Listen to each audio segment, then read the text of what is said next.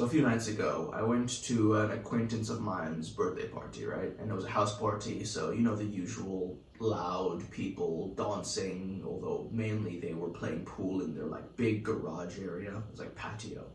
And I arrived there, and almost instantly, I knew I don't think I'm gonna enjoy myself. And the reasoning why was just because, well, one, I barely knew anybody there. I knew less than 10% of the people there. 90% I did not know. On top of that, I really noticed that a lot of the people that were there were already in an established friend group, right? So they had their like dynamics already, and they weren't really too concerned about accommodating outsiders like myself and a few other people to that friend group. So it was more like they were having fun, and then some other ones were kind of watching the fun from the sidelines, which obviously is not an enjoyable experience. So I tried to push through it. I knew some people there, I was chatting with them, but even that wasn't really working. And overall, as the night went on, I was just really not feeling it. I was doing, in fact, the biggest sin that you would think of. I was pulling out my phone and scrolling on Instagram. So you knew right there it was cooked. So eventually, I decided I'm not having fun, so I'm just going to leave. And I got up, I said bye to the host, he let me out, and as I was walking to the car, I did kind of start feeling bad about myself and like beating myself up like, Tondo, come on. Aren't you supposed to be the socially confident guy now? Like, this is the old you, the guy that was shy, who was introverted, who was nervous to speak to people. He's the type of guy who would leave a party, but the socially confident guy, he'd stay, right? And as I was thinking about this, I almost came to this instant realization. And as I was in the car, it really set in. And I want you to take this to heart as well. I don't think that a socially confident person would have stayed at that party. Because my reasoning for being around people that I didn't know, didn't really like, in an environment I wasn't enjoying, was that I just don't want to be there.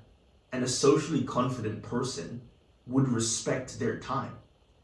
Being socially confident doesn't mean you want to be around people 24/7. No. It means you can enjoy yourself in different social situations.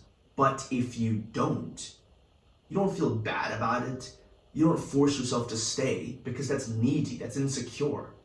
You're forcing yourself to be in a bad situation just because you want other people to know, you want your ego to know, oh, well, at least I'm still here, guys. Like, I'm confident, see? No. The socially confident guy would just think instantly, okay, not enjoy myself, then I'll get up and I'll leave. That's simple. They would not have thought about it as much as I had. They would not be debating with themselves like, maybe I should, or wait like hours to make a decision. It would have been as easy as that. So really, what I'm trying to say is that don't feel like you need, if you're at a social situation, don't feel like you need to stay there just to fulfill some sort of quota or fulfill some sort of idea abstract in your head that social people stay here. No, social people enjoy being around people that they like. But if they don't, then they're not ashamed to leave. They're not ashamed to do their own thing. What I think is worse is forcing yourself to stay there and then disassociating like I was starting to do, where you just end up sitting in the corner on your phone. Because then it really just feels like you could be doing this at home in the safety of your bed or in your house, but you're doing it around people that are actually having fun. So really, don't beat yourself up about it. And it's not like this is some sort of like discipline thing. Like, oh yeah, I'll choose to stay even though I'm uncomfortable. It's like, dude, this isn't like some delayed gratification thing where you're gonna see the gains of it like years to come in the future. No, you're just surrounded by a bunch of loud screaming people at 10 p.m. That's not exactly gonna be like a equivalent to a gym session where you really push yourself to discipline. No, you're just putting yourself in an uncomfortable situation because you feel like you have to, which again is more insecurity than socially confident. So take that to heart. And down below, I have a free guide for the first 5 days of your social journey. Get it? And remember, take action, learn from failure. See ya.